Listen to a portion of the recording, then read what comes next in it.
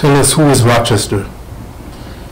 Who is Rochester? Rochester is an artist from Toronto, also known as Juice, who's doing big things in the city and has already done big things in the city. So if you don't know about Rochester, then you need to do some research. It's in it. Yeah. Okay. Could you tell us how you started? I started, my first big break was actually when I did the Soul Search competition. Yeah, that was like way back.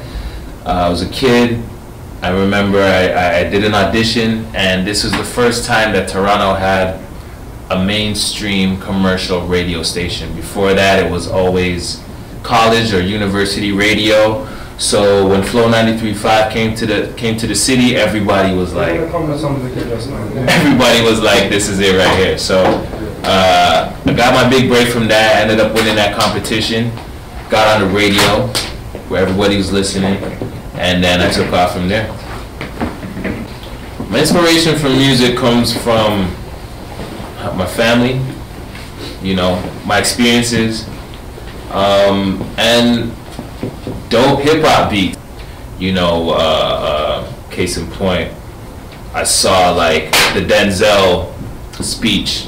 He just won a SAG award, and I'm looking at Denzel and I'm like, damn, black don't crack, man, because this man looked good after, what is he, like 65? I don't know, man, but he still looked good. So I wrote a song called Black Don't Crack, you know what I'm saying? But like, when I hear a dope hip-hop beat, man, like, my mind starts going in and I gotta just drop bars on it and push it together. So good producers, and Toronto's got one of the dopest producers out there, man. Like on a whole, how much dopey producers? We got Murder Beats from Montreal, you got Wonder, you got 1985. Shout out to Wonder on the Cowabunga album. Cowabunga album got Pops on it too, who's got some really dope production. Big Pops, if you don't know Big Pops, check him out. DZ. Man, I got my homies from Amsterdam, the Knicks. Sorry, not Amsterdam, from Dubai, man. These guys. If you haven't heard that Cowabunga album, you really need to hear it, man. It's a perfect blend of nostalgia. You know what I like to call present day nostalgia. It's mixing the old with the new, and I feel like people need to hear this right now. And this whole nostalgia thing, we were just talking about it, how Belle Biv DeVoe right now, and that documentary series that they put out, was so fire. And people need to see that, man, and people want that. So we're gonna bring it to them in the Cowabunga style. And yeah, that's it. I listened to a lot of Bone Thugs growing up. I listened to a lot of Jay-Z, Biggie, Dennis Brown. It was a lot of hip hop. It was a lot of R&B. It was a lot of dancehall in my household. And before that, it was a lot of, you know, old school reggae. So just a blend of that, really. I try and incorporate all of that into the music too. I mean, Goody Mob, and I'm pretty eclectic with mine, man. I listen to a lot of different stuff. Dead Mouse, like,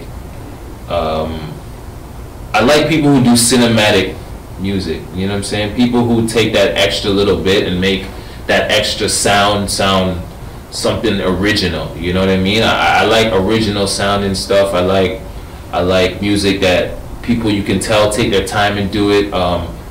Kanye, say what you want, the man's a genius when it comes to music, man. Even if he has 20 or 50 producers to bring those people together and create something that, you know, a lot of people feel is big. So I hail him for that, you know. Like even Drake in the OVO camp, man. Like when 40 touches a beat, like they created that whole Toronto sound. I remember when everything in Toronto was a lot of boom bap, you know what I'm saying? And it was still grimy, it was still gritty, but they took that coldness of Toronto and really created a sound, man. So I like that.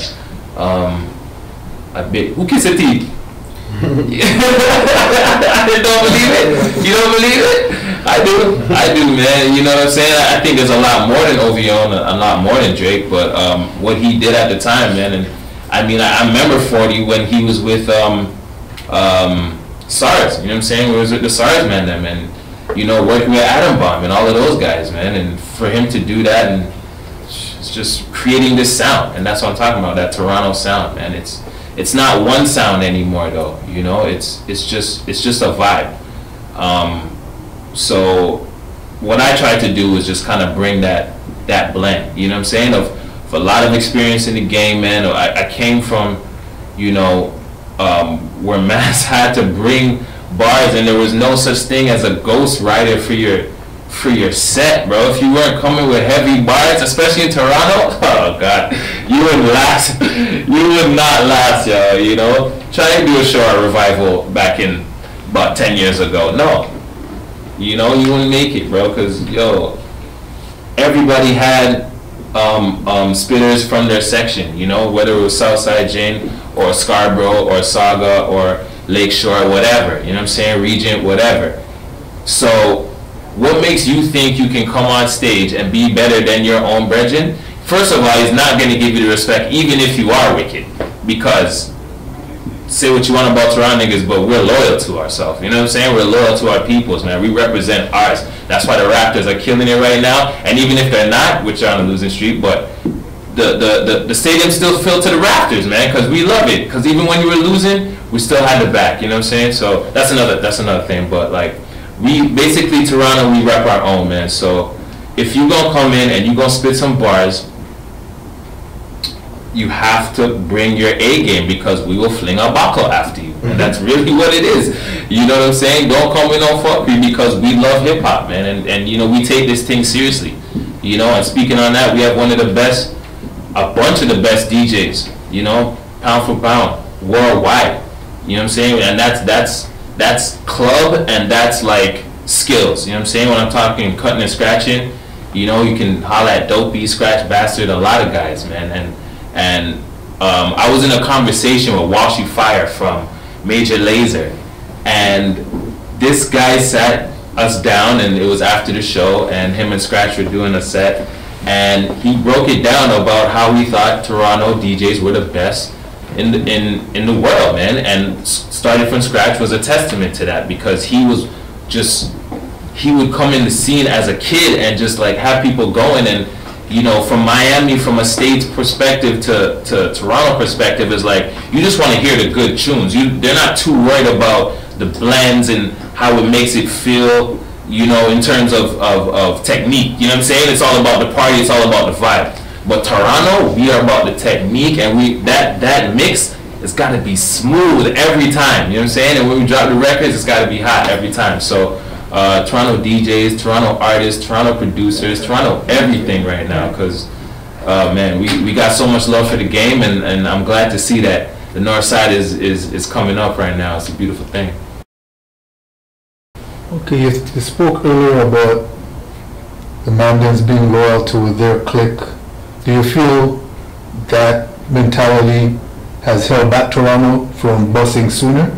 Absolutely, absolutely. And you know, those who don't learn will feel, because now we see what the South did. You know what I'm saying? And I think that's really what it was.